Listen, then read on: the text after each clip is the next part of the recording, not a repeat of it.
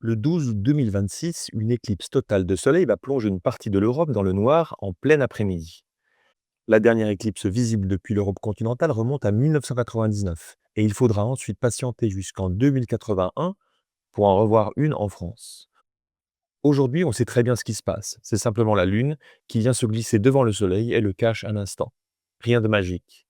Mais le mot éclipse, lui, nous vient d'une époque où on voyait les choses de façon plus poétique. Tu vas comprendre quand je t'aurai expliqué pourquoi une éclipse s'appelle une éclipse.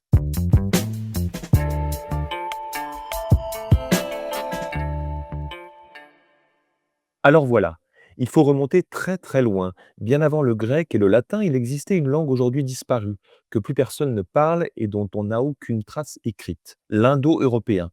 C'est l'ancêtre commun de toute une immense famille de langues. Et de cette langue mère sont nés, entre autres, le grec ancien et le latin.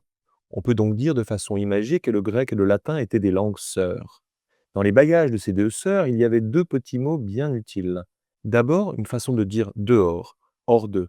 Elle est devenue ek en grec et ex en latin. Ensuite, un verbe pour dire laisser, quitter. Il a donné leipo en grec et linquere en latin. Transportons-nous maintenant dans la Grèce antique. Les astronomes grecs étaient déjà très malins. Certains avaient parfaitement compris que pendant une éclipse, c'est la Lune qui vient se placer devant le Soleil.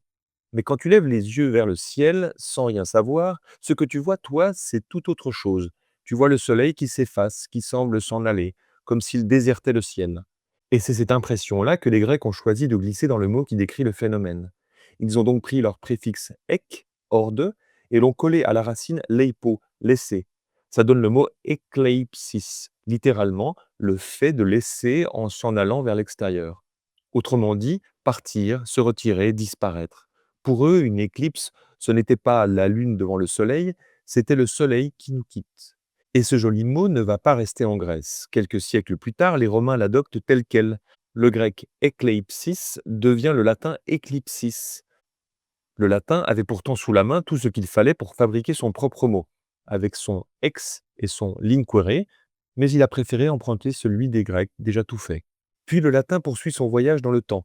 Au Moyen Âge, vers 1150, le mot débarque en ancien français sous la forme éclipse, avec un Y, avant de perdre cette lettre et devenir notre éclipse actuelle.